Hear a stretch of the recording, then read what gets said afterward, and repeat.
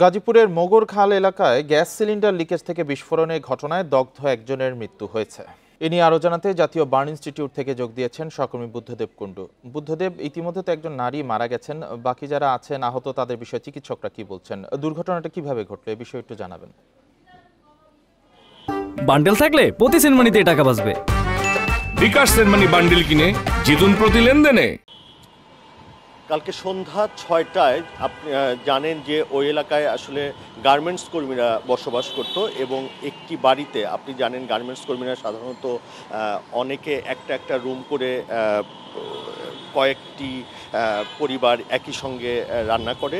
এরকমই কিন্তু একটা ঘটনা ঘটে সন্ধ্যা ৬টা থেকে ৬:৩০টার দিকে, এবং এই ৬:৩০টার সময় যখন রান্না করতে যায় তখন একটি বিস্ফোরণ হয় এবং বিস্ফোরণের শব্দ শুনে রুম থেকে সবাই, এখানে যে কয়জন ৫ জনের মতো যে আহত অবস্থায় ছিল, যার মধ্যে সীমা সকাল ৯টা ১৫ মারা গেছে। তার ৯০% দেহ কিন্তু পুড়ে গিয়েছিল বলে চিকিৎসকরা জানিয়েছেন। এরা আসলে বের হতে নেয় যখন, তখনই কিন্তু বিস্ফোরণের যে আগুনটা তাদের লেগে যায় এবং তারপরেই তারা দগ্ধ হয় এবং প্রথমে তাদেরকে গাজীপুর হাসপাতালে নিয়ে যাওয়া হয় এবং সেখান থেকে রাত ৯টার দিকে এই জাতীয় বার্ন ইনস্টিটিউটে নিয়ে আসা হয়। এখানে চিকিৎসকরা আমাদের যেমনটি বলছেন যে সীমা ৯০% পুড়ে গিয়েছিল এবং তিনি ৯টা ১৫ মারা গেছে। এছাড়া তানজিলা, তাসলিমা, এদেরও কিন্তু অবস্থা খারাপ বলে জানিয়েছেন এখানকার চিকিৎসক, অর্থাৎ একজনের ৯০% এবং একজনের ৯৫% দেহে পুড়ে গেছে। এছাড়া ১০ বছর বয়সী একটি শিশু রয়েছে, ১.৫ বছর বয়সী আয়ান নামে একটি শিশু রয়েছে, তারও কিন্তু ২৮% পুড়ে গেছে।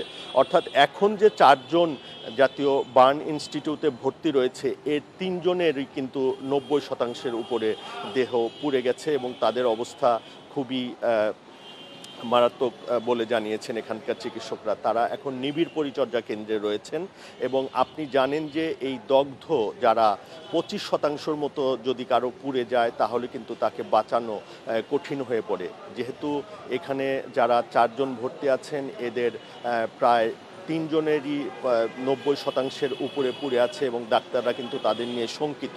আর একটি শিশু যে আয়ান নামে ১.৫ বছর বয়সে, তার ২৮% পুড়ে আছে। বড় মানুষেরই ২৫% যখন পড়ে তখনই কিন্তু তাকে বাঁচানো কঠিন হয়ে পড়ে, কিন্তু এই বাচ্চাটি মাত্র ১.৫ বছর বয়স, তার ২৮% পুড়ে গেছে। সেই শিশুটিকে নিয়েও কিন্তু চিকিৎসকরা শঙ্কায় রয়েছেন।